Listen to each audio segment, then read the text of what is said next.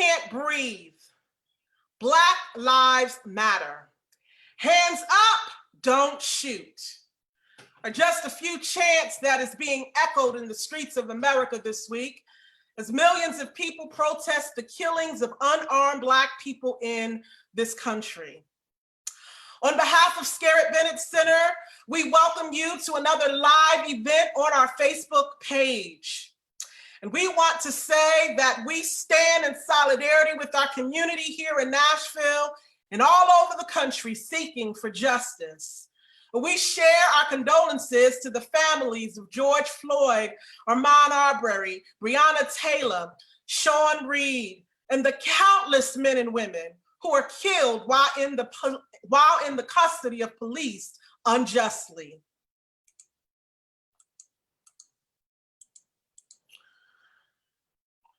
Our condolences and prayers are not enough. We know that peace cannot come without justice. So the unrest we are seeing and feeling in this country is literally the fight for the soul of America. Justice cannot come without all of us taking on the responsibility to do the work of eradicating racism. All of Americans, regardless of race, gender, sexual orientation, or religion, all of us are responsible to eliminate racism in this country and world. Racism is the plague that seeks to destroy all of our humanity. Racism is not a Black or brown issue. Racism is a human issue that needs dismantling by all human beings in this country. That is why I believe this hour calls for co-conspirators. The kind of collaboration that shares the responsibility of removing racism from our society. Gone are the days of praying with no action. Gone are the days of praying with no action. Gone are the days of praying with no action. Gone are the days of feeling remorse, yet stay silent or inactive. Gone are the days where the cries of God's children in the streets falls on deaf ears of the people in the church.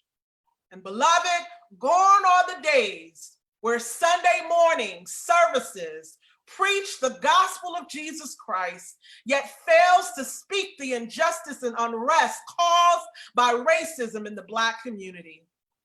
I read a post today that said if you went to church today and all that singing and preaching and some even commune at the Lord's table, yet nothing was mentioned about the killing of Black people by the hands of police in this country, you might want to search for another church because you're in the wrong church.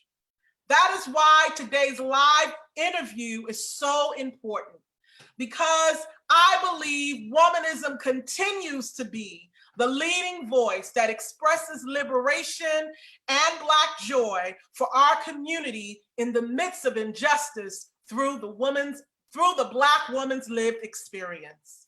Womanism. Womanism offered the church courage to read the text with a hermeneutic of suspicion. Womanism creates sacred space and understands a broken heart can also leap for joy when in the presence of hope. You see this dichotomy. The dichotomy is a unique experience Black folks live every single day, to have a broken heart that yet still leaps for joy when in the presence of hope. Womanism. So today I'm grateful for this time with our guests because we have the distinct privilege to engage in depth the creative unction of visionaries that believes in the power given to the church to break yokes of bondage, to transform lives, to be peacemakers, those who interrupt the status quo, who interrupt respectability, who speak truth to power, and who have the audacity to stare down evil with all power and say, "You can't have my joy." I am so grateful for this time and invite you, our audience, to lean in and allow for our guests to enlighten your imagination about the role of the church in this hour. As we discover the role and voice of womanism in the Black church, let us also embrace this Black mother God who creates space for the broken heart, who yet leaps for joy in the presence of hope. Again, we welcome you, and you are invited to share your thoughts and questions in the comment sections of our live feed today. Everyone is welcome in this space, and we make room for difference of opinions. Yet, Scarritt Bennett Center believes in radical hospitality and will quickly remove any statement or question that is discriminatory or hateful towards our guests, because difference does not mean hate. Hospitality is justice. Hospitality is justice is our way, and we take full responsibility in protecting our guests while under our care. So share your thoughts and be respectful and loving, because this is sacred space. I'm delighted to introduce our moderators today, the Reverend Dr. Irie Session and Reverend Kamilah Hall-Sharp, who co-pastors of the Gathering, a Womanist Church in Dallas, Texas. As I turn it over to you, will you begin by sharing a little bit about your church and the work that you do there in Dallas, Texas? I turn it over to you all now, ladies. Greetings. Irie, I think you're still on mute. But greetings. My name is Reverend Kamilah Hall-Sharp. As she said, I am a co-pastor of the Gathering, which is a womanist church here in Dallas. Our church is a new church plant within the Christian Church Disciples of Christ. But we are about to celebrate our third year of ministry, where we work with our ministry partners who are ministry partners throughout the country, not just here in Dallas, as we worship virtually. When we worship virtually before COVID. And so we have ministry partners throughout the world who work with us to create a better and more just world. People who are interested in eliminating what we call PMS, patriarchy, misogyny, sexism, and people who want to follow Jesus in a loving way and seek justice for all people. I would just add, Kamilah already mentioned one of our social justice priorities, which is to dismantle PMS. We also have as one of our social justice priorities for racial equity, as well as to provide space for the equitable treatment for our LGBTQIA brothers and sisters and our transgender family. And so we are about a comprehensive idea of what justice is. It's not just about Black women. As womanists, we are concerned about the survival and wholeness of entire peoples. And so we love getting to do this work, and we're happy to be here today. And we are excited to have Reverend Yolanda Norton and the Black Girl Magic Ensemble. And they looking good in their won't she do it shirts, aren't they? Reverend Norton, it is a pleasure to talk to you again and talk to you in this sacred space. It is great to be able to have this conversation about the Beyoncé Mass. But I know there are people who are watching right now who have no idea. And as when it first came out, it was like Beyoncé Mass. Can you tell us, how did the Beyoncé Mass start? Like, where did this idea come from? Well, it's good to be with you all this afternoon. The Beyoncé Mass was born out of a class that I teach. I teach a class called Beyoncé in the Hebrew Bible. And the first assignment that I created for the class was to think about developing a worship service that was specifically geared towards telling the story of Black women, narrating something about our struggles. So my challenge to my students in the class is, let's create this worship service, but don't use hymns. Use her music. Use her creative genius to tell a part of the story. And the format of the class is one that really talks about how do we use this person who everyone knows in some form or another? You may not know her discography, you may not listen to her, ascended to this this stardom that people are familiar with her persona, right? So that being said, let's discuss who she is publicly as a mother, a wife, a social justice advocate. Let's talk about her sexual politic, how she presents herself as a Black woman, and let's talk about that how that identity lives in the context of what it is Black women are doing every day, right? So it's not to uplift Beyonce as a normative ethic, but to provide a kind of descriptive ethic for how we talk about the development of a womanist hermeneutic. So that was the focus of this particular assignment. And the idea was that if we start in this thing that's familiar to people, a worship service, we could begin to have a larger conversation in the class about developing a womanist hermeneutic. So we did this assignment at San Francisco Theological Seminary, which is where I'm on faculty. And we did it as a part of a womanist symposium that I started here. And we were invited by Grace Cathedral to come do it at their midweek service. Their midweek service, when we got the invitation, it was, we got 50 to 100 people, about how a chapel service is supposed to look. Can you, because I had a student interning there, can you do that thing for our alternative worship service? I am a scholar. I'm clergy, I'm a scholar. I'm used to kind of having our work live in abstraction, right? So 50 to 100 felt right. And somehow it went viral, and we had 1,000 people show up on a Wednesday night.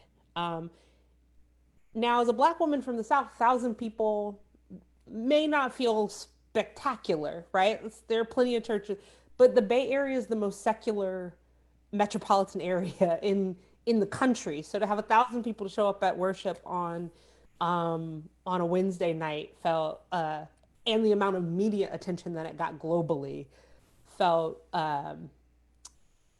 overwhelming, I think is probably the word. And there was not any intention to do this as anything beyond that class project. I'll teach this class every couple of years. We'll do this project in chapel every couple of years. And when we saw the impact of the work, when little Black girls were coming up to me at the end of the worship service, just excited to see themselves as the center of the conversation, it became very clear that we had to keep going. So that's really where the Mass has taken shape. It's interesting though. You said 1,000 people on a Wednesday, like that is a big deal. 1,000 people on a Sunday in most churches at this day and age, even before COVID, is a big deal. But it's great to see that Black girls could see and glean from what you were doing. I think that's awesome. But who are these wonderful other women we have with us? Yeah, so this is a very central part of the story. So we were in San Francisco. We went to the Inland Empire in Southern California.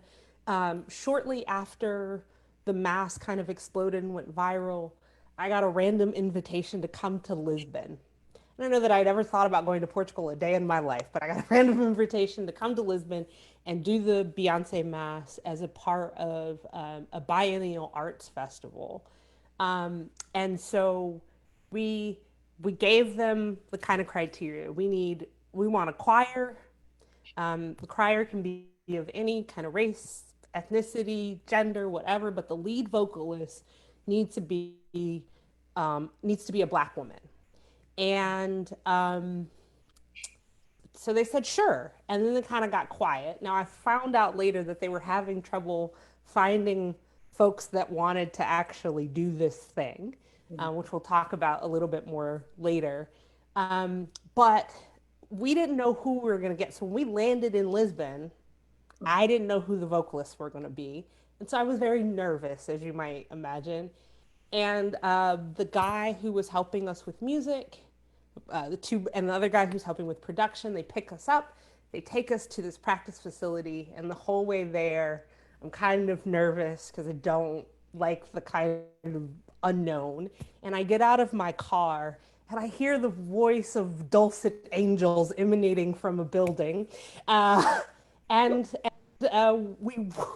me and the team kind of walked in clapping because I could not have expected that this is what we were going to get. We had 9 Black women who were going to be singing for us. And uh, when we were done with the Mass, I was like, I'll see y'all again, because this is more than what I expect. At some point over the course of the couple of days that we were practicing together, I just kept saying, like, this is Black Girl Magic. It's just Black Girl Magic. And so when I introduced them at the Mass, I said, you know, it's our Black Girl Magic Ensemble. And so we've kind of stuck with that name. And so the 3 women that we have with us today are 3 of the 7 members of the Black Girl Magic Ensemble who live in Lisbon. And I will let them introduce themselves.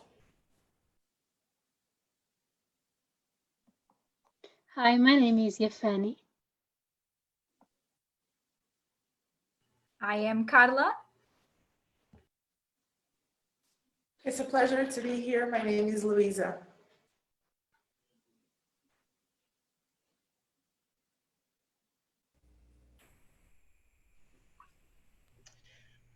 Okay, well, it is wonderful to get to meet Carla and Yefeni and Louisa.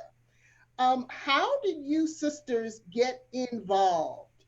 And why did you get involved with Black Girl Magic and with the Beyoncé Mass, particularly given that Reverend Yolanda said how difficult it was to get women involved in this. So why did you say yes?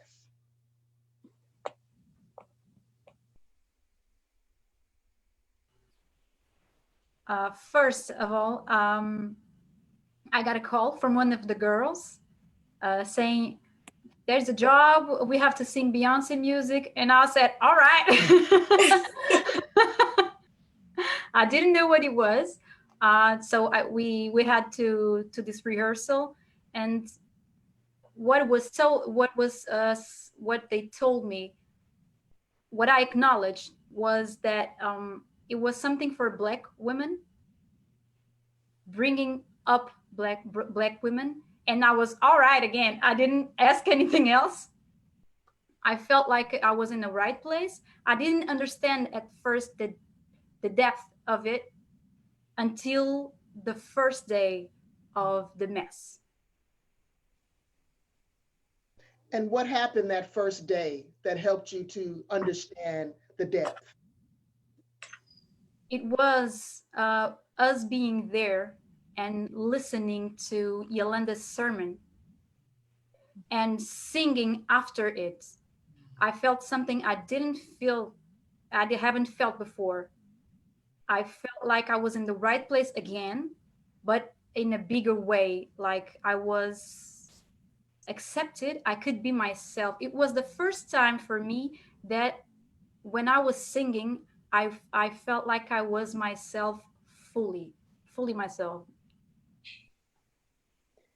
If I can add something to it, I felt that there was a great sense of belonging, not only from me, but for most of the people that were there. The response of the people was very good in terms of you could see and feel in people's face that they were having a moment of their lives, that they didn't have a place where they could feel accepted for who they were exactly, not because of their sexuality, their race, their gender, whatever.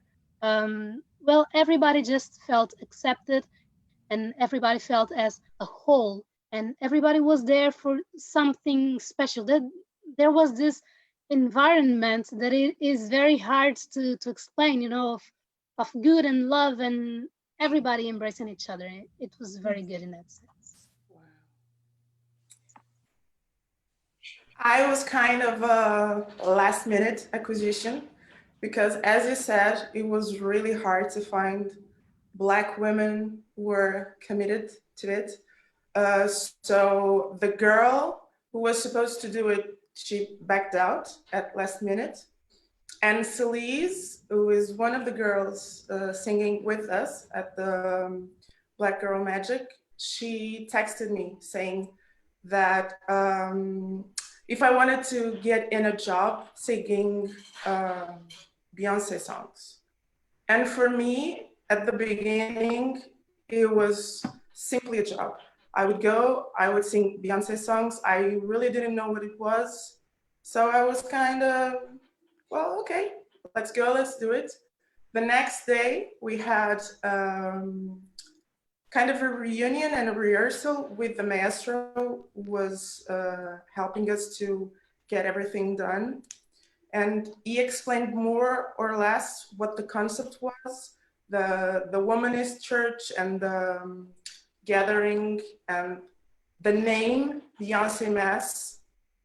And I was kind of like, I don't really know if I identify with it. It's kind of sketchy because no one could really explain exactly what it was. And we were like, I think I'll do it, but I don't really know what it is. So yeah, I'll do it as a job.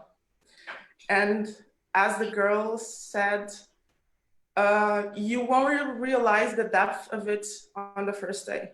And when Yolanda begins to preach, you really feel that there's something else.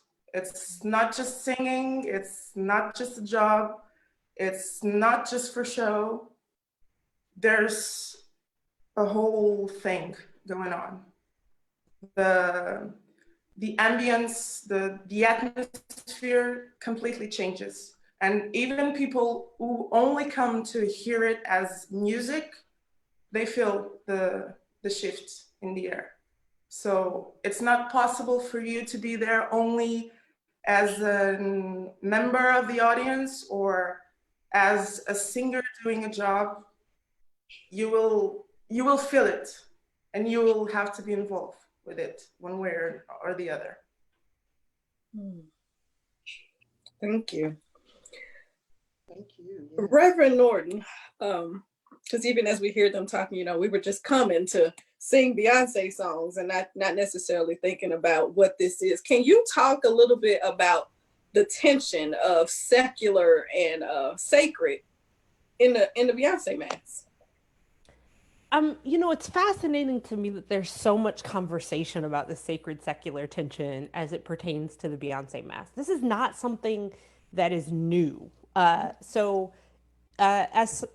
As a biblical scholar, right, this, these paradigms of sacred secular that we're often talking about in the church are not the same kinds of tensions that exist in the biblical world, right?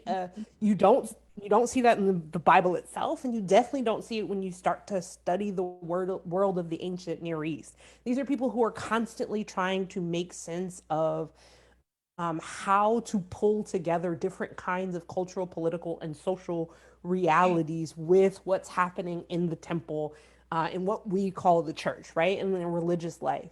And so it seems like we could be having a very natural, very normative Christian conversation about how sacred and secular come together. And then for me as a Black woman,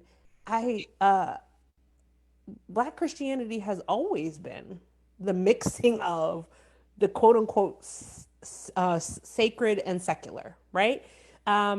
We talk about the blues, gospel music. We talk about, even if we look at Rabbito's conversation around slave religion, this is people taking African cultural expressions and mixing it with this new Eurocentric Christian encounter to create a different kind of ecstatic expression of religion. So what we're doing in the Mass, in that way, exists in a long-standing tradition of both the history of Christianity and particularly the history of the Black church and Black culture more broadly. That being said, you talk about being anti-PMS.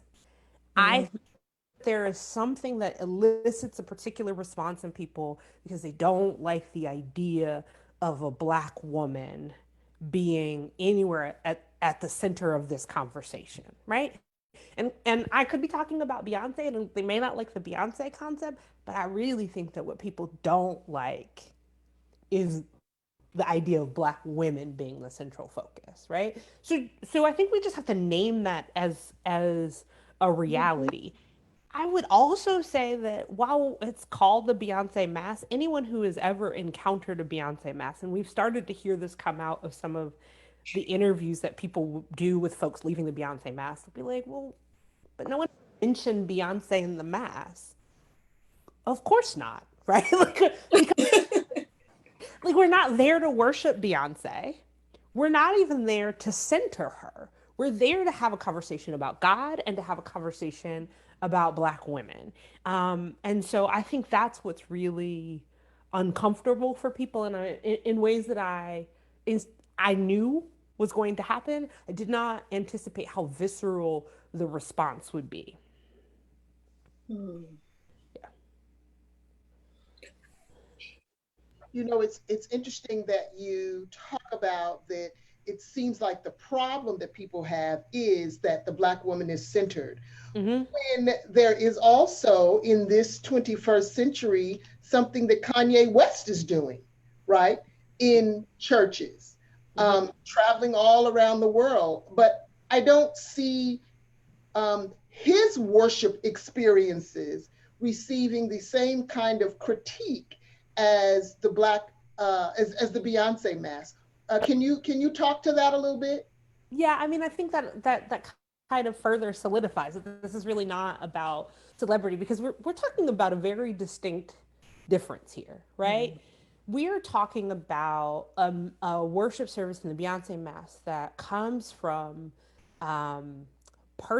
people who are rooted in a particular kind of church to Christian identity, right? The church is not something that is foreign to me. Anybody who knows me on a personal level understands I'm real churchy, right? Like I love the caravans, I like old gospel music. I love being in a traditional church setting to a point.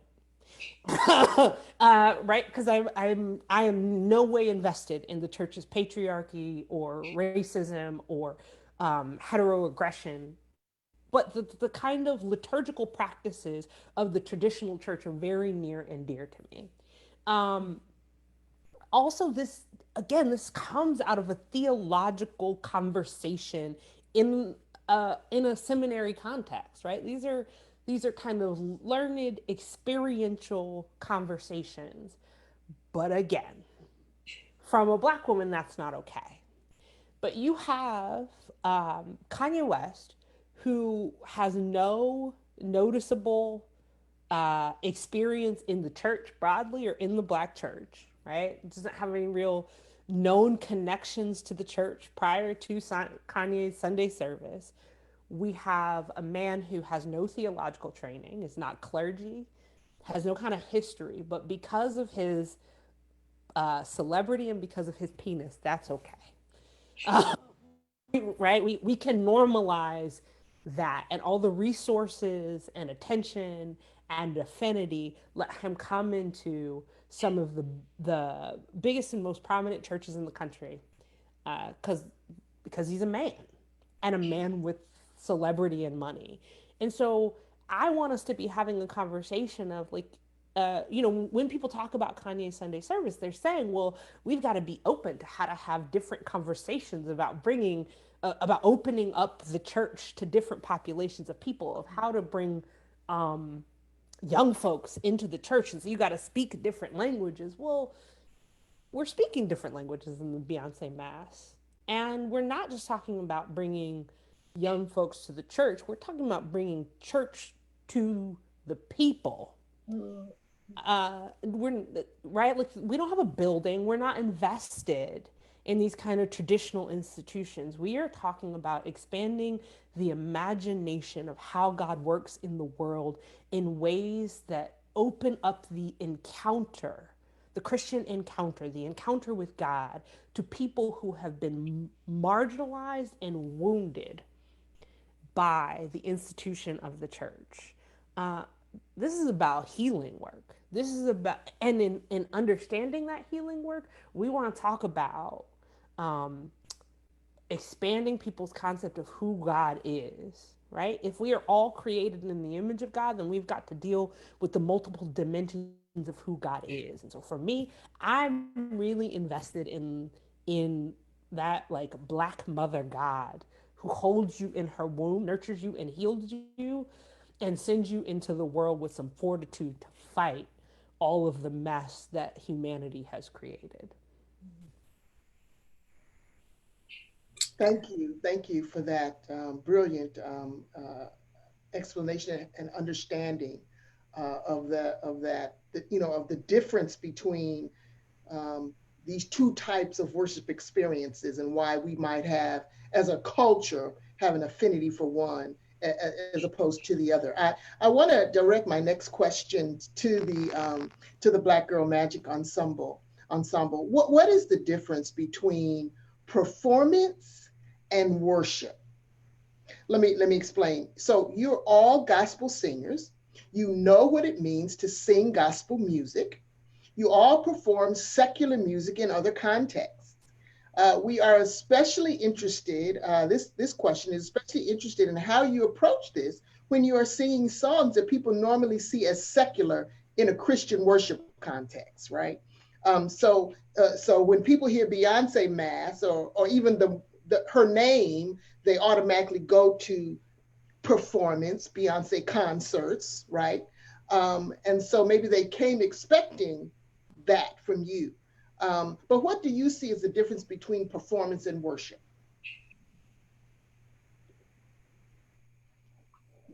Well, first of all, when you perform, you are the artist, you are the center. So everything basically revolves around you, about your around your capacities, around what you can do and what you have learned to be there, to perform, to deliver.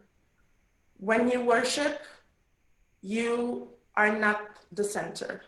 You decrease so that God can increase. It's never about you.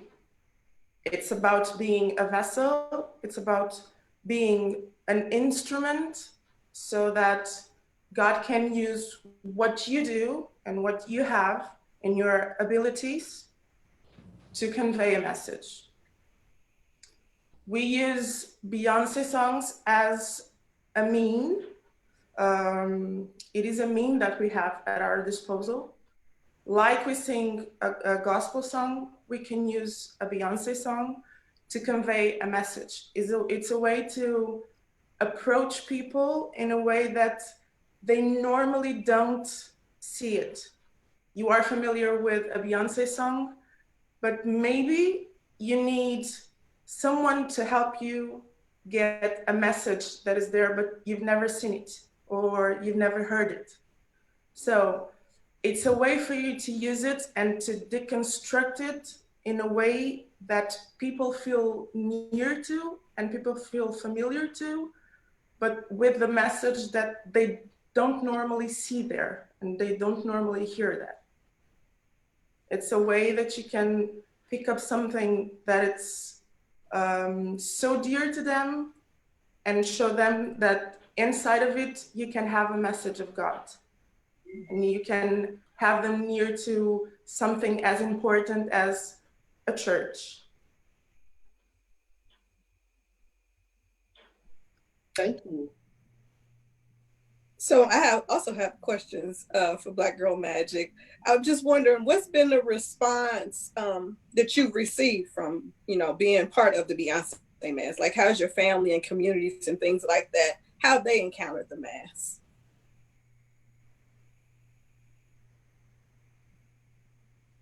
Okay, I'll go and answer first. So from my family and friends, they always find the name a little bit weird because they can never understand like Beyonce, but a mass, like what are you really talking about? And so I have to explain to them that it is a mass that shares the message of love and is mostly directed towards Black women, towards empowering Black women. But with whoever wants to join this message of love. and still they don't understand. So I say it is a mess, you know, it is a mess. But the difference there, besides the empowerment of the Black woman, is that instead of you singing um, common gospel songs, you sing Beyonce song as if you were talking to God. You actually talk to God through Beyonce songs, and so they get like, oh, okay.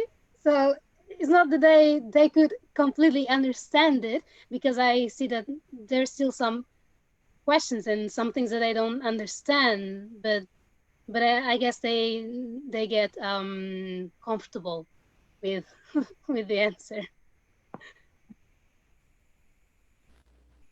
I have to say that they don't understand. We try to explain it, but I think like we didn't understand it first, so they must be there. And it wasn't until we were at the mass that we got it. We knew what it was, we felt it. And I think it's the same for them. They have to be there to know what it is. So it's very difficult, sorry, for them to fully acknowledge what it is. And I think they think it's like a job. It's like a job. And they don't combine Beyonce and mass, so it's difficult for them to understand, but they accept it.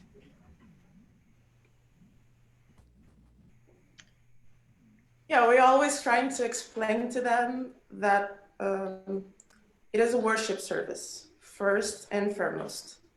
It is a mass. The only thing you have different, it's you use Beyonce songs. So it's kind of what I said, is deconstructing the whole idea that Beyonce is not a church thing and bringing the street to the church. It's a service that everyone can feel close to because it's a language everyone understands. But of course, it's confusing for us. It was confusing at first. And like Carla said, we had to be there and we had to feel Yolanda's love and commitment to the word and to the work of God to understand really what it was. So I think it's important for people to experience it instead of looking for an explanation, because the mass speaks to itself. But I think once people understand that it's a worship service, they feel more comfortable with it. Once they understand that it's not about Beyonce and that is not the center, they feel at peace with it. And since it's a language everyone can understand, they familiarize with it. So I think it's really positive at the end. Even if they don't understand it at first, in the end, they embrace it because it's a positive message. How about you, Reverend Norton?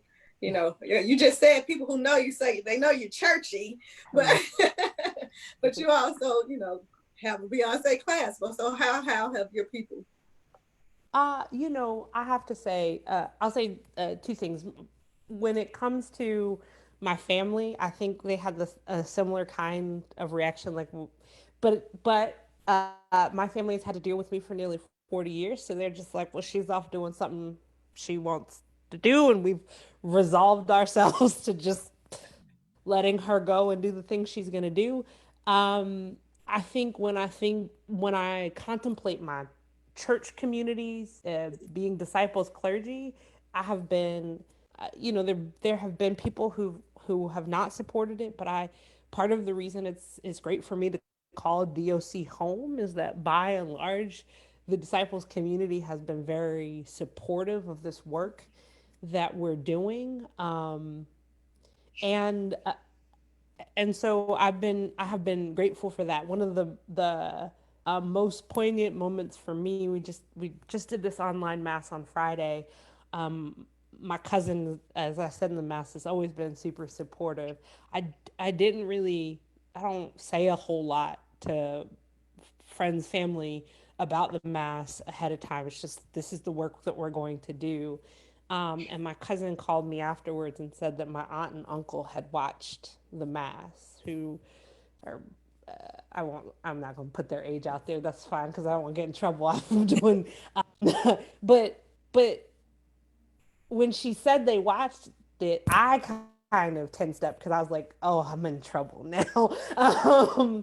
But to have her relay their response, these people that I love and respect who were raised in a very traditional context, and to have them say, oh wow, that's what you're doing, we get it, and we love it, and it was meaningful for us, and um, for them to say to my cousin, keep supporting her and let us know what we can do too.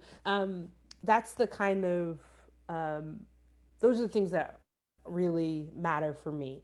And I would also say, like, the girls have been very kind and generous and affirming about my work in the Mass. But I want to name that. So we've done 10 masses. Three of them we've done without Black Girl Magic. The first one without them, the second one without them, and we did a third one without them, which was one that we had already planned when we went to Lisbon. But we have not done another one without them. We will not. Because I think a part of what's happening is it's easy to find performers. It is not easy to find people who can embody the spirit of worship that we are trying to hold as sacred. And so to have this group of women who just get it in their bones. And there was even a moment when we were in rehearsal for the Lisbon Mass, and I was reading something, and I just happened to turn around and catch their facial expressions, and there was this kind of recognition of the work that I had not seen before. And so, um, you know, the response when people invite, um, they end up thinking that they're inviting me to do the Mass. Will you come here and do the Mass? There are 8 of us. We're happy to come, right? But we are coming. Because when they're, this, like, we can find a Black woman in fill in the blank city, and the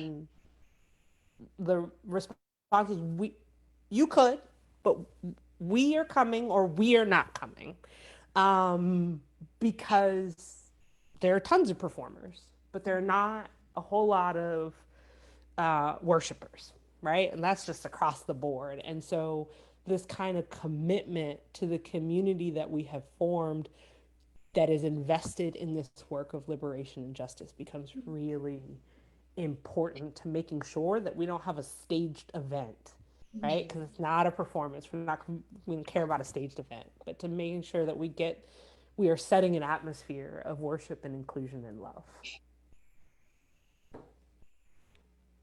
So who shows up, Dr. Yolanda? Who shows up at the Mass? And why does it matter who shows up, or does it matter? Everybody shows up. So this is, for me, the most powerful thing is that we see Black, white, Asian, Latinx, everyone. We've had 4-year-old little Black girls and 85-year-old church mothers. There was this moment when we were in New York when I saw a seasoned Black woman saint in her church hat sitting next to Love that.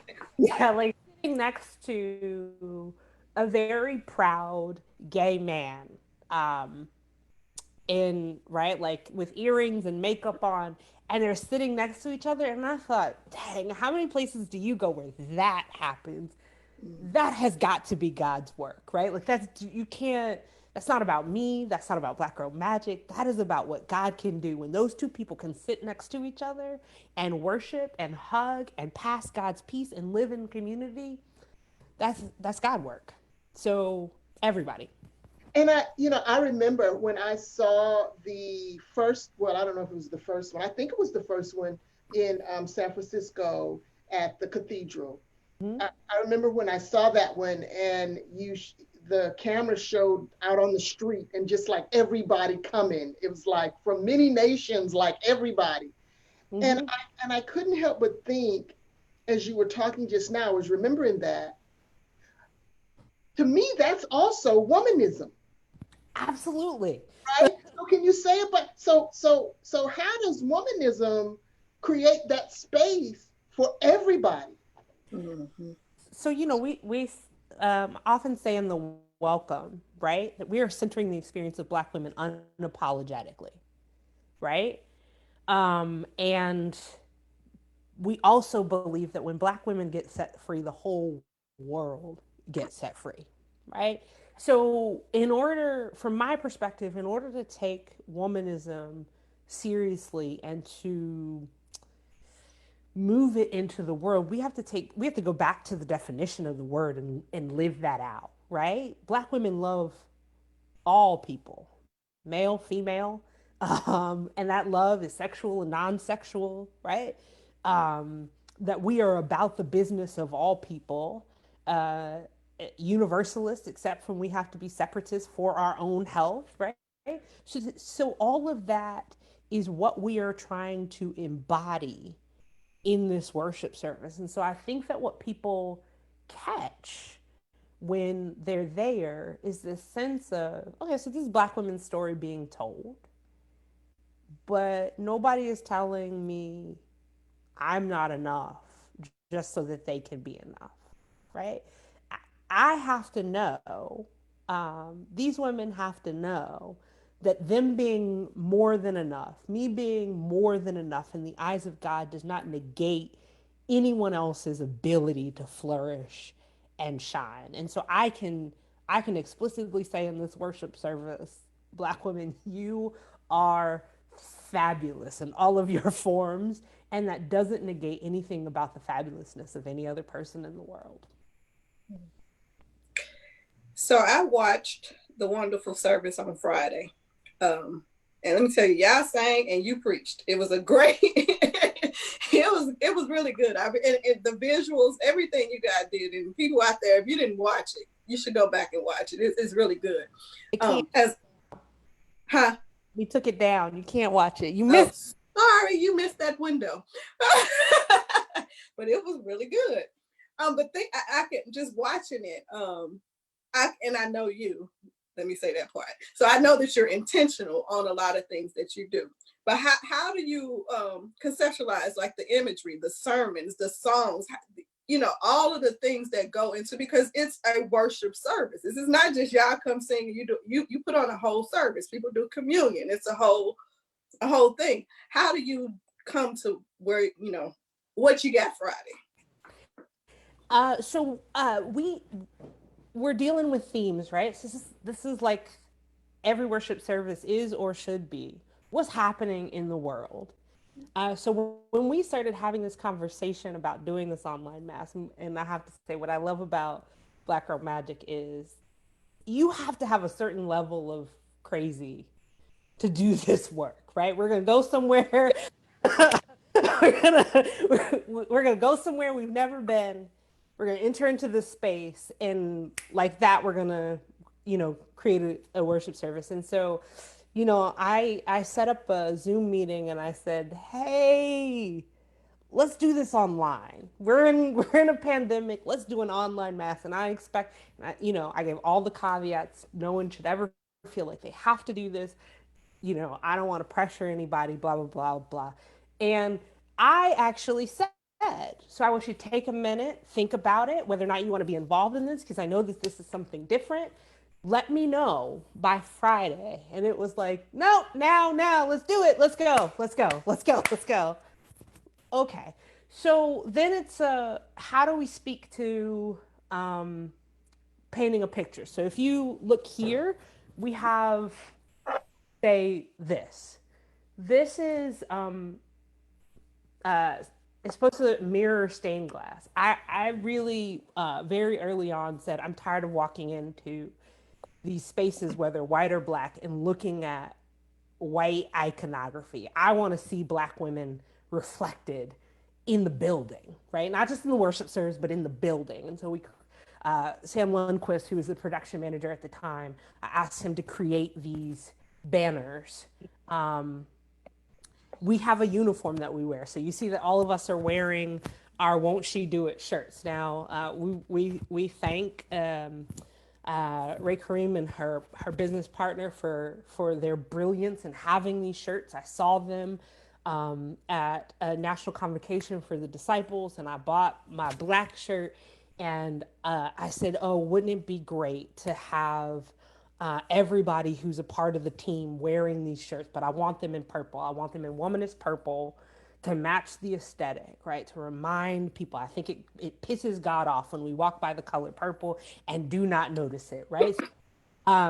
So I asked her to make them in purple. And, it didn't even occur to me at first. Somebody thought that the "Won't She Do It," we were talking about Beyonce or we were talking about ourselves. Now, this idea that having to explain to people that in the black church, in traditional black vernacular, that you have this call and response where people say, "Won't he do it?" referencing God, and the congregation says back, "Won't he will?" And so Ray and her partner's brilliance to say, "Well, no, we're going to claim back female divine imagery. Yes, God will do it. Won't she will." And so wanting us to embody that in front of people in this worship service. So that happens. And then we have to decide how to tell a story. So if we take Friday's Mass, it started off as a COVID conversation, and then we really felt we like every good responsible liturgist and preacher have to respond to the moment, the times in which we live. And so when Breonna Taylor and George Floyd and Ahmaud Arbery, when that happened over the past couple of weeks, I said to the girls, we just need to shift a little bit. And they said, "Yes, please." And we shifted, and so, we started this Mass with "My Power," and we wanted to kind of invoke this understanding of, like, no matter what happens, whether it's a virus of COVID-19 or the virus of racism, what they will never take away from Black women is our power. And so you heard that in the lyrics, and you saw it on the screen. We just had images of Black women who have shifted the paradigm of how we live in the world, flashing in front of people as they listen to this song.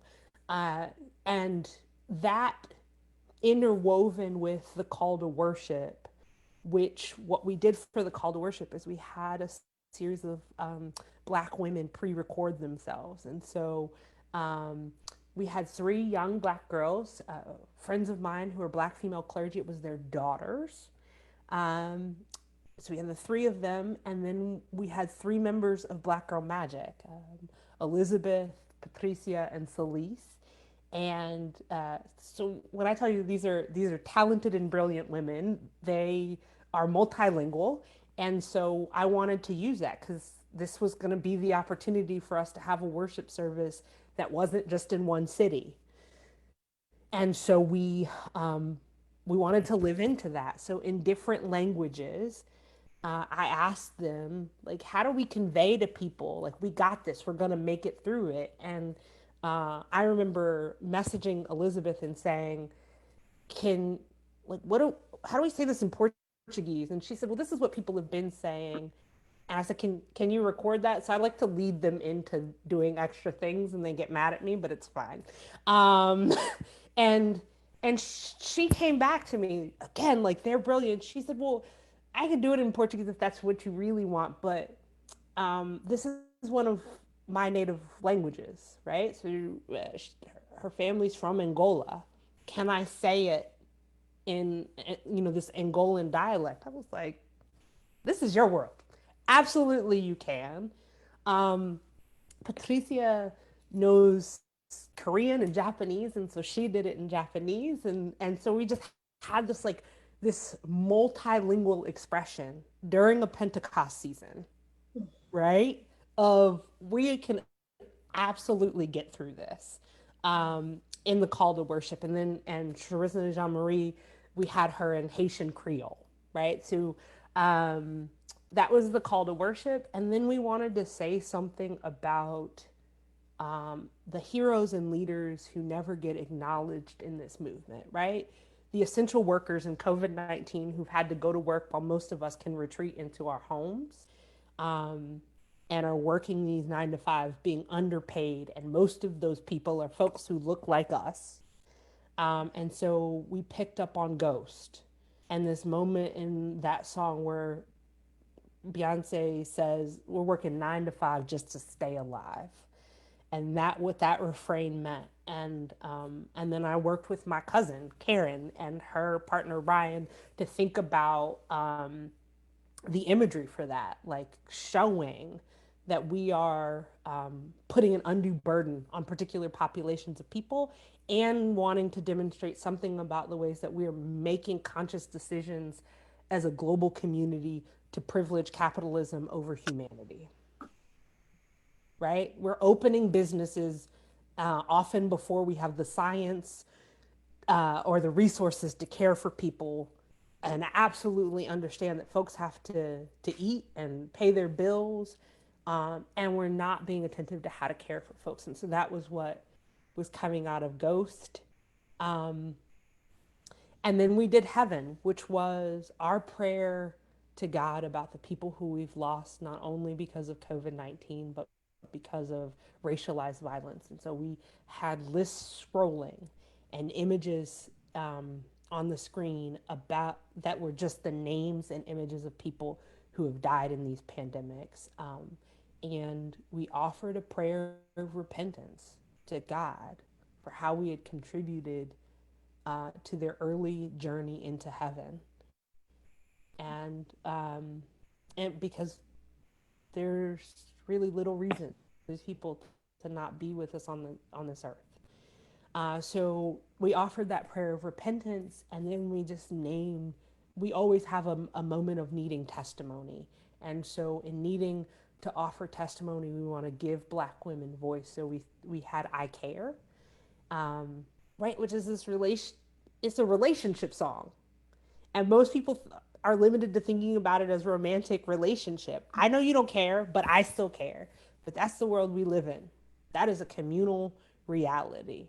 So we offered images of protest, and we let Black women talk. And these Black women talked about like being afraid that we are fighting this war for our lives, and that in this moment, people are going to march and they're going to put up signs and they're going to say that they care. And then in 6 months, we're going to be right back in the same place. Right. And that really kind of set the stage for the sermon. And I wanted to talk about that. Like, what is this world we're living in? And how do we ascend all of and transcend all of this hatred? And so for me, the answer to that is hope and love and self-actualization for Black women, period. And the response to that. So, we have different liturgical arcs. I have been waiting since Lisbon to hear Louisa sing Halo again. And so it was really important for me. I don't care everybody else, but for me to have that moment as the response to the sermon. How do you transcend the fact that people don't care? You become the person that cares for someone else. You are someone else's halo. I can do that. I can be that for someone else. And then we have our communion song, which is that's our constant. We've actually renamed the song after our lead vocalist on the song. We just call it the Melitza song. But for the rest of you folks, it's Flaws and All. And then from there, we wanted to end with this sense of love shining through the darkness, this communal love. And so in the darkest night, I searched through the crowd. Your face was all that I see. I'm giving you everything. Baby, love you, lights out. And so we ended with XO. And so it is like everything is a constant conversation about negotiating a verbal, an aesthetic, a transitional commitment to love, justice, and peace. Wow. I think this was so helpful for those who are watching to hear the care, the theological integrity that goes into the Beyoncé Mass. So I just thank you for that. I think it's time for us to engage some of the audience questions. Is that what we're doing now? Yeah. Can I ask one more question to Black Girl Magic? Because you know me. Okay, go ahead. You know my question I gotta ask. I know what it is. Go ahead. So Black Girl Magic, and Reverend Norton, you can answer this. Yeah. You can answer this too, ma'am. But what's your spiritual and emotional and practical preparations that you make?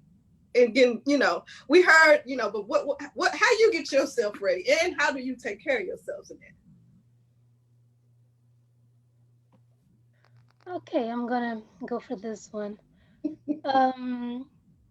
Whenever we're about to have a mass, and we are going to the place where the mass is about to be, I really appreciate to get a sense of the people, to understand how these people live, what are they dealing with, what are the struggles, who are them, how are their personalities, how is the environment, and it is really good because you really get once again, this feeling of belonging.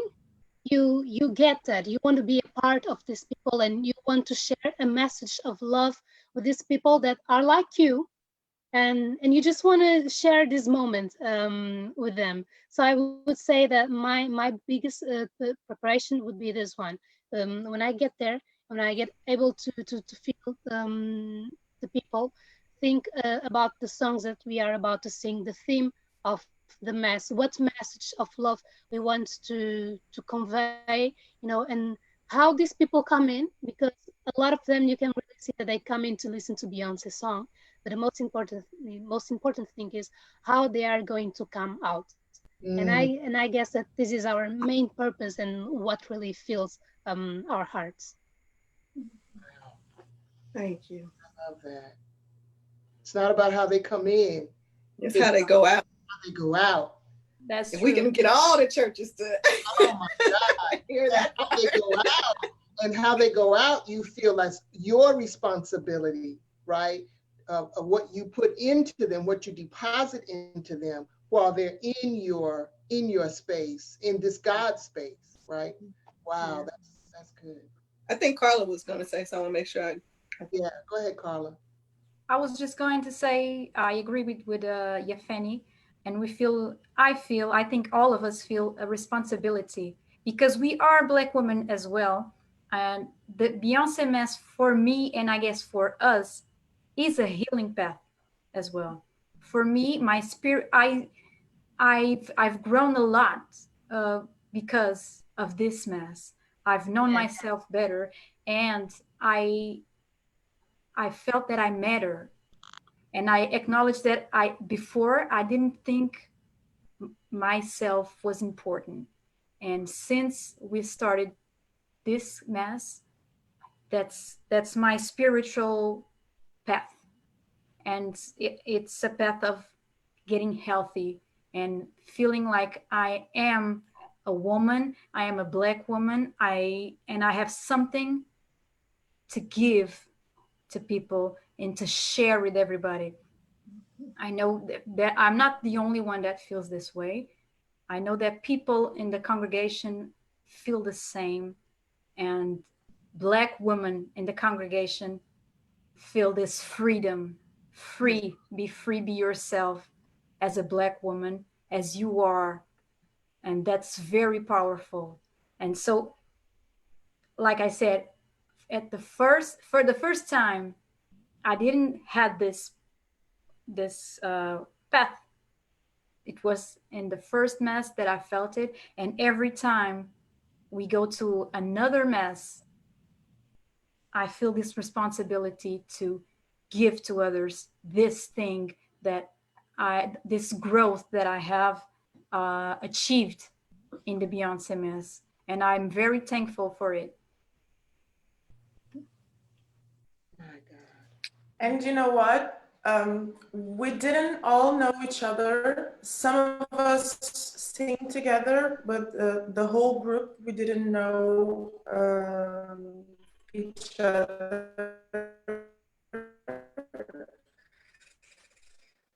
And it's really powerful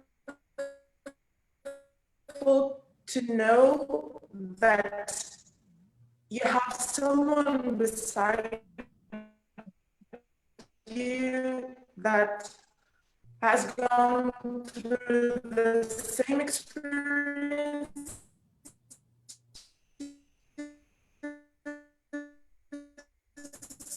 as you did and felt the same things as you did in your community, and you didn't know she was there, and you didn't know what she was, the privilege to come together and to know each other and to see that if we can make a difference on each other to experience of the Beyoncé Mass. And this is, like Carla said, this is really, really powerful. You don't really know the power you have on your hands until you look to your sides. And these are your women, these are your friends, but for some reason you weren't able to share, and you weren't able to communicate. And now we do. And I think that's really powerful. You're not alone. You're never alone. And the thing that you're experiencing can be the same thing that your colleague beside you is experiencing. But if you don't learn to communicate, and if you don't learn to talk, important, maybe so for me, a sense of community with each other. You are a Black woman and you are not alone. You're never alone. Even though you are on another country, even though you have a different family background, even if you have a wealth different than mine, at some point, we will all come together. And you have a voice. That's really, really, really important. That's powerful. And I felt that. I know, I did too. And I want to say one thing that came to my mind when Louisa was talking, that this is the importance of disrupting and dismantling patriarchy, because patriarchy is a lie that keeps Black women, keeps women apart and separated and competing with each other for male attention and male approval and male everything, right? And so when we disrupt it, then we find that we can come together and we love each other, we support each other, and we can be there for each other. So that's what the problem was. The problem was patriarchy, but the Beyoncé Mass has disrupted it and is dismantling it in certain places, which is allowing women to come together and see that they have so much more in common and can achieve so much in this world together. Yeah, they got voice and power, like she said. Well, we have to shift to some of the questions from the audience. Trying to get it right. So one of the questions we had was, has the Beyoncé Mass changed how you hear the work or lyrics of other artists? And Are there other masses you'd like to maybe someday create?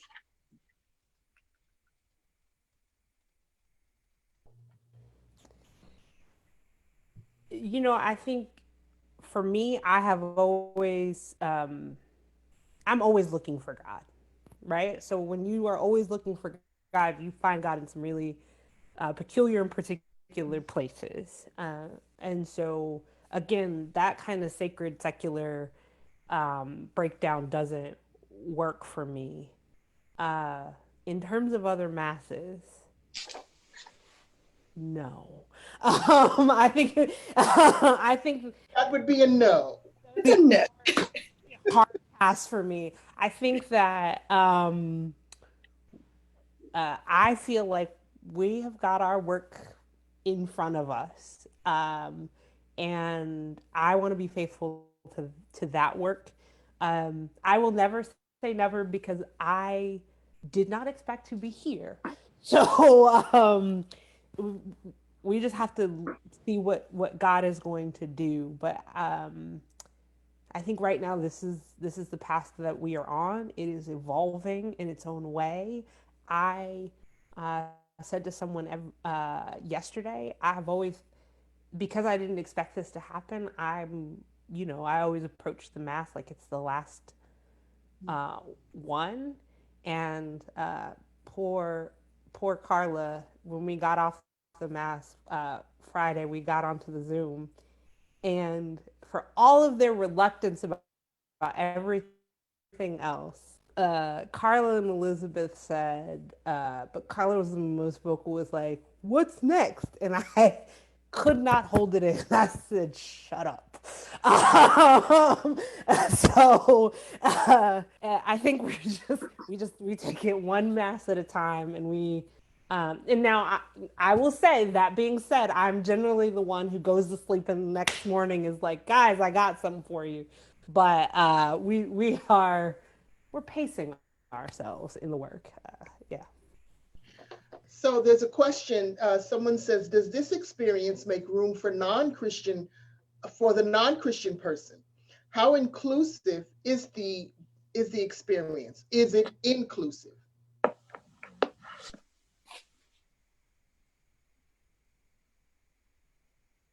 Okay. Yolanda, you're muted still. I'm going to try to answer that question with a piece of the liturgy from Friday. Okay. This was the welcome that we had for the Mass. If I can find that quickly, because I think we believe this quite clearly. The Mass is a womanist worship service. We are committed to telling the story of Black women, narrating our struggles and survival. We center Black women as a crucial and critical part of God's divine activity. This is a telling of Black women's stories, and this telling is enough to honor God. The celebration of Black women is enough to honor God, period. And we believe it to be true, as it has been said in history, that when Black women get set free. So if the whole world gets set free. So if you are male or female, non-binary or non-gender conforming, you're welcome here. If you are lesbian, gay, bisexual, pansexual, you're welcome here. If you're trans, you're welcome here. If you are Black, Asian, Latinx, white, you are welcome here. If you are liberal, moderate, or conservative, you are welcome here. I'm going to skip this next part, but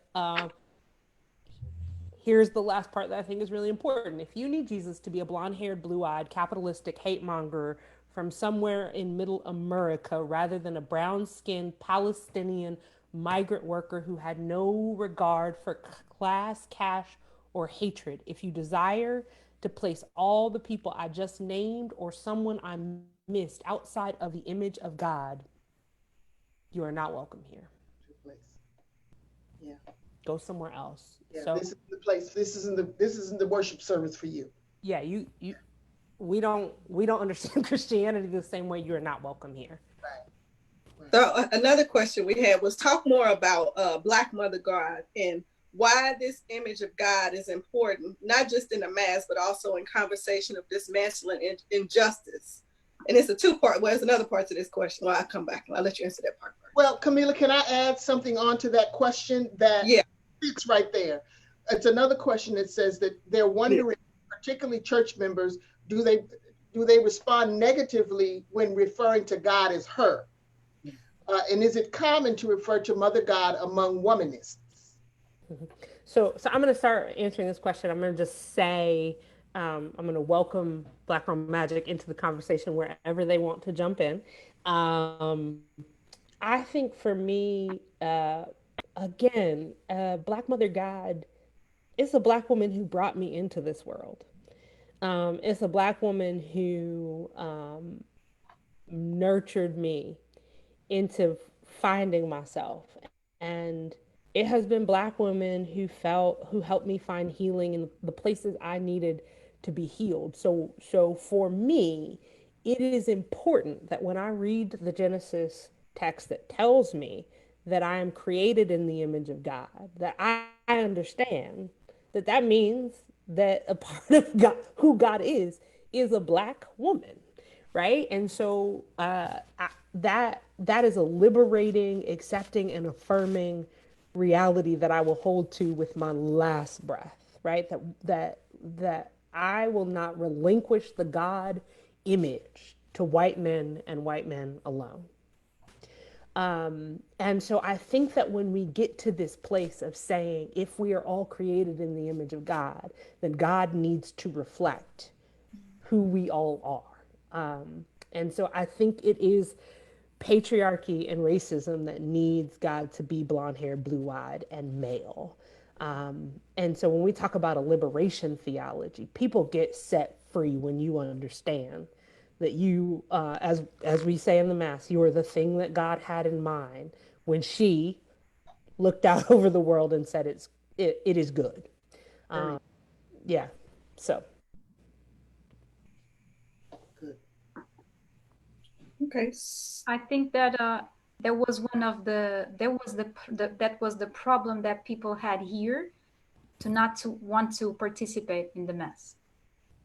That was why that was so difficult to find women who would sing at the Mass.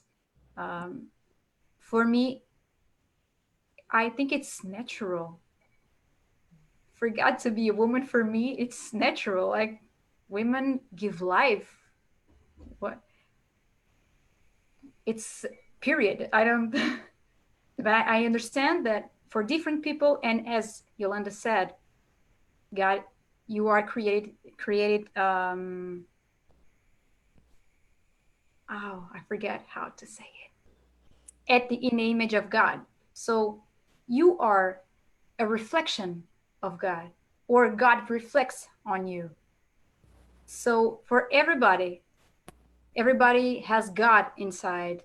So nobody should be worried about if I call God a woman or if I call God a man. I have another question here. Thank you, Carla. If the Beyoncé Mass is rooted in the Black woman's lived experience, how can white churches experience God?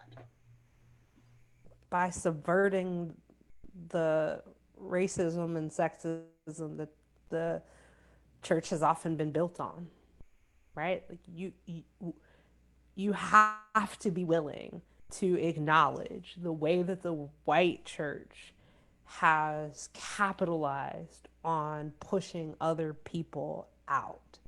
This is a universal message that when you subvert your own privilege and power, that is where you will find God. Mm. And so if we want to talk about experiencing subvert your power, I am fascinated by that kind of question, because it's I would love for white people to ask the inverse question, which is, if we have claimed God as this white man, how do we expect anyone else to find her? Right? So it's time for people who have had the luxury of centering themselves in the divine image to decenter themselves for the sake of the gospel mission. Another question along those lines, Hello, though, is are you muted? oh, was she saying something? I'm sorry. Can't hear you. You can't hear me? I hear you. Oh, okay. Is that Another question was where do you find some commonality with traditional church and the Mass? it depends on how you define the traditional church. Again, if we're defining the traditional church as the racist patriarchal model of the church, this litigious entity that is a gate that sees itself as a gatekeeper for God, then I find no commonality, and then I have nothing to say to it. If we're talking about traditional in the sense of in a building, a static congregation, people who use hymns, then I think for the commonality is we are all looking for the manifestations of God in the world. We are all looking for God's love. We are all trying to offer our best unto God and co-create with God something beautiful and communal and sacred. That for me is the commonality if we're talking about that traditional church. But that other thing, I don't care. Like I actually really would like to not have anything in common with that other thing.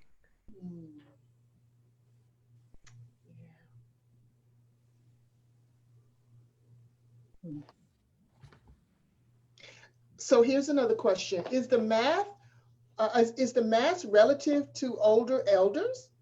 What do they say to this? Again, I'm gonna. I think you already, but I think you already talked about that because you talked about the Black woman with the hat with her church hat on. So it's one of my favorite things. Like when we'll get Facebook messages I remember when we were preparing to go to the Kennedy Center in particular, that I got Facebook messages from Black women who were like, I'm bringing my 90-year-old mother to the Beyoncé Mass. Yes. And I'm from DC. So like my church mother came to the Beyoncé Mass, and these women who nurtured these Black women early on in my ministry came to the Beyoncé Mass. And they came with all their skepticism, but they were there.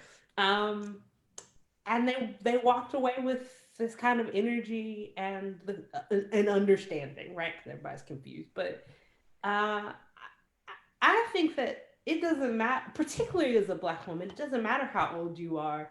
Most of us have been living in the world in a way that we've been looking for someone to affirm us as God's creation. And so to find a space that is unapologetically about that thing, you two know, like people love that.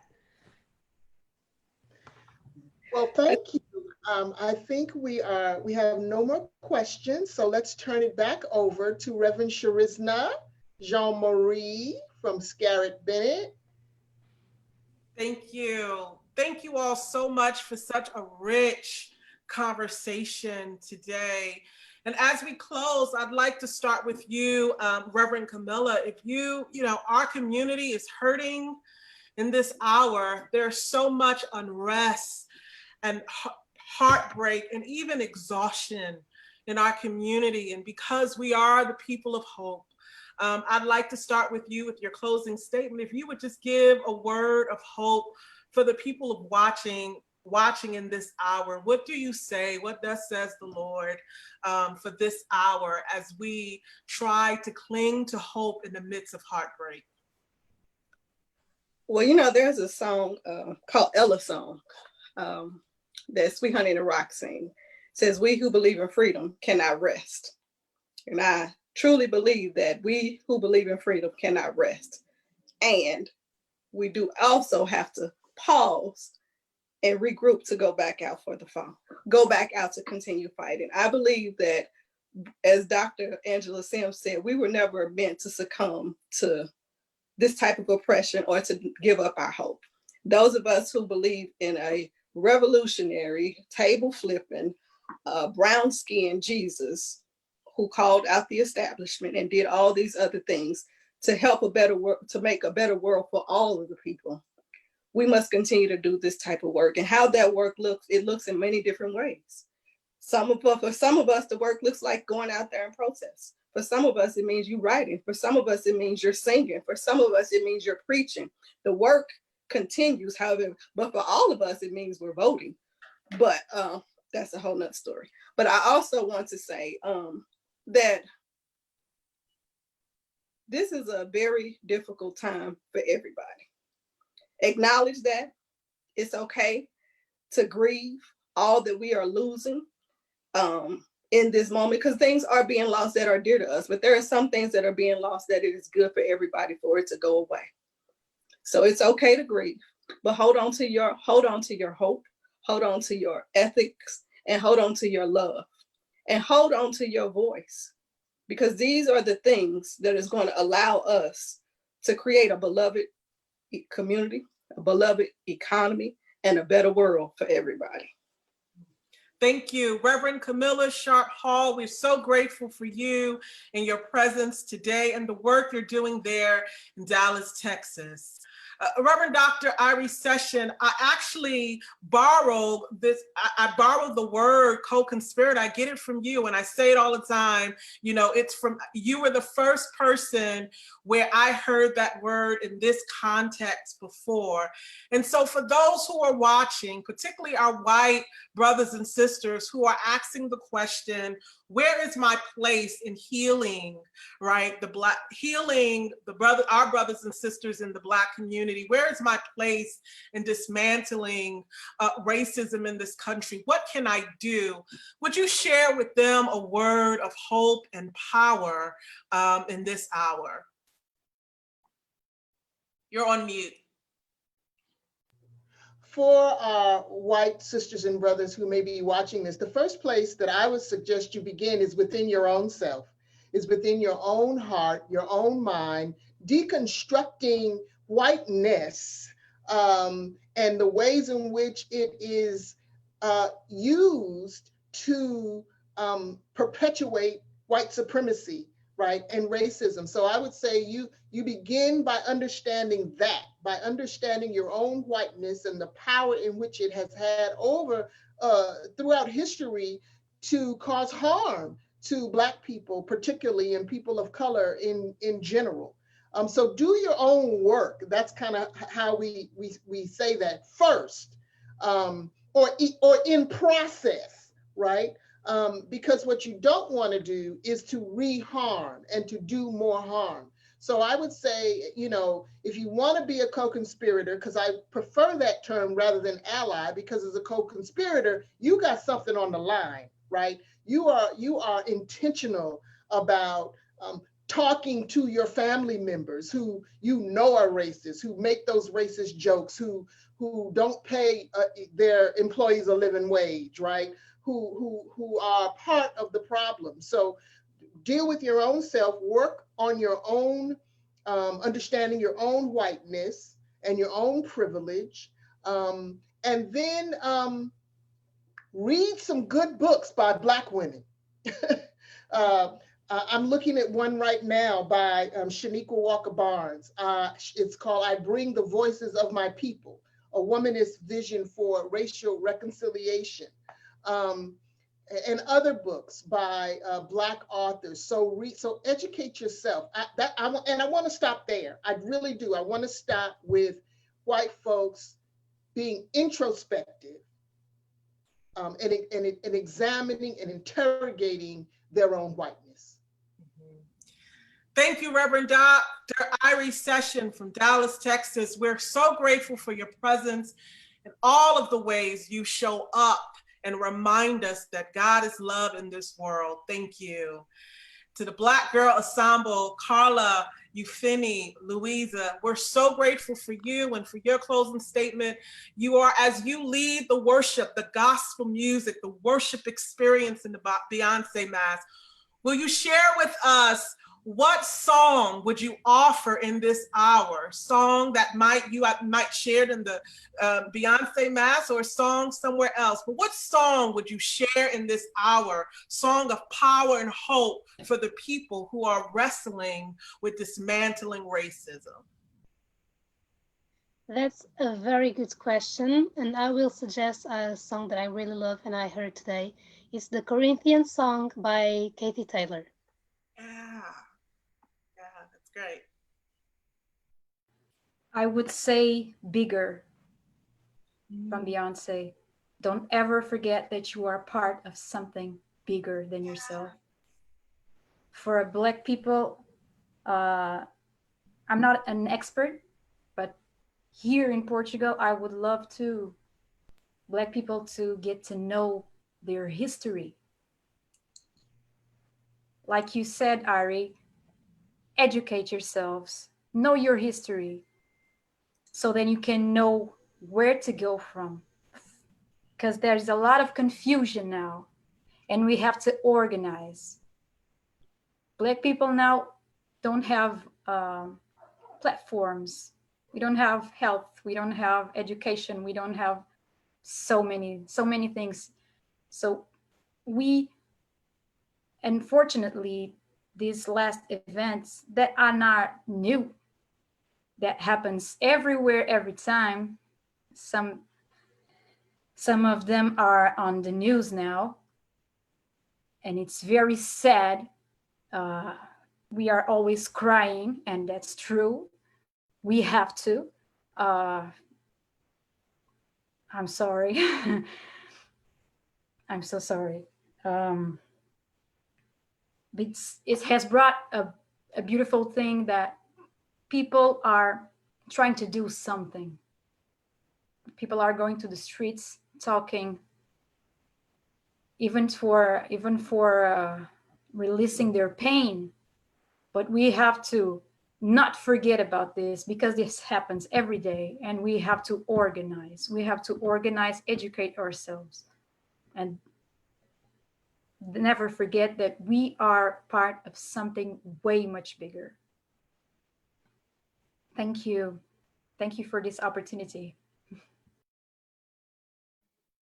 I would just like to say to all Black men, women, especially Black children, dare to dream. Don't ever let anyone who's been hurt before input that hurt on you. You have the right to make your own mistakes. You have the right to walk your own path. Don't let anyone tell you that just because I have been in this place and I have gone through what you're going, that I know what the end will be. No, you write your own history. Don't let anyone tell you that you can't, that you won't. You have a willpower. And that, as long as you have that, you will always have faith. You will always have hope. Don't let anyone tell you that your voice doesn't matter. Don't let anyone tell you that your hair isn't pretty. Don't let anyone put you in a box that is too small for you. You are in this world because God chose you for a purpose. Don't let any one human that cannot enter the mind of God tell you what that purpose is. Don't ever let anyone diminish you for who you are, whether you're white, you're Black, you're bi, you're gay. Don't let it, because no one will ever be better than you being you. And God chose you to be you, not anyone else. That's the only thing I have to say. Thank you so much for the job that you're doing. Thank you so much for letting your voices be heard. This is not a time of scare. This is not a time of retrocess. This is a time of progress, not only for Black men and women all over the world, but for the world itself. Enjoy this time, this growth. Good God. Thank you. So that's your team. That's A your whole sermon. You got preachers in the choir. choir. You got preachers in the choir. I'm a little. I see why you want to take them with you everywhere you go. That's right. That's right. That's right. That's right. Good God. That's right. And you know, wow, I'm just overwhelmed. I'm overwhelmed by the power I'm experiencing right now from the magic that's present here. God bless each of you. And to close, I want to give space for Reverend Yolanda Norton, who's the curator and creator of the Beyoncé Mass. If you would speak to the church, and when I say the church, I mean church with the big C, the universal church, because the world is crying and the soul of the world, the American soul, but I don't think it's just America, it's the world, right? Our humanity literally is in danger because of this virus called racism. But I believe God has given church the power to stand. And so would you speak to the church in this hour about that particular power and how we can claim it, name it, and use it to dismantle racism? Speak to the church, sis. I really and truly believe that if the church is going to be the church, if we are going to be a manifestation for how God moves in the world, then we cannot make idols of ourselves or of the church. We are an arm and an extension of how God can move in the world. And so we have to stop believing that there is one way that God moves and one way that God operates. We have to learn to appreciate the multiplicity, the expansive, infinite way that God can move in this world and take all of that. Regardless of race, gender, class, sexual orientation, gender identity, we have to gather up all of the things that God has created and use those things to develop, to engender, to cultivate a beloved community, and one that is, and in order for us to be beloved community, we have to be committed to traditional communalism. We have to put down this ignorant notion of rugged individualism that any one person can pull themselves up, sustain themselves, and make it through this world alone. We have to be committed to the notion that I have to sometimes subvert myself for the good of humanity. And while I say that, I want those of us who have learned too often, too much, to subjugate our joy, to sacrifice ourselves on crosses that God never meant for us to be hanging on to begin with. I want those of us who have been socialized to do that since we came out of the womb. I want you to learn to be committed to your joy, your health, your wellness, your rest, your peace. And while those of us who've been fighting since we came out of the womb find all of those things, I want those of you who have not been called into that space from birth to learn how to fight with your very last breath, not for yourself, but for someone who doesn't look, act, or think like you. It is only when we learn to love people who look differently than us, who think differently than us, who breathe and move in different ways than we do, that we will really learn to think about what God looks like in the world, because it's not an either or, it's a both and. And so I challenge us all as the church to gather together in this moment and refuse, absolutely categorically refuse to lay down on this work of justice and peace, to keep pushing and fighting until everybody finds acceptance and peace and love. Whew. Thank Thank you all so much for this time. I believe this is a time of healing.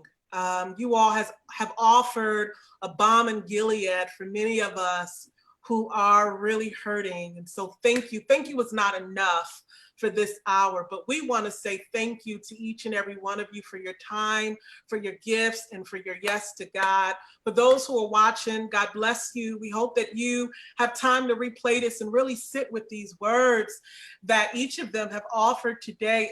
These are words I believe are healing for the soul in this hour. And so share it with your family and friends. And don't forget to come back next week for another engagement as we look into emotional justice with Esther Armand from Ghana, who will come and share with us what emotional justice is and how that particular work is the work of the hour as we all find our place in dismantling racism in the world. God bless you and keep you. Bye-bye.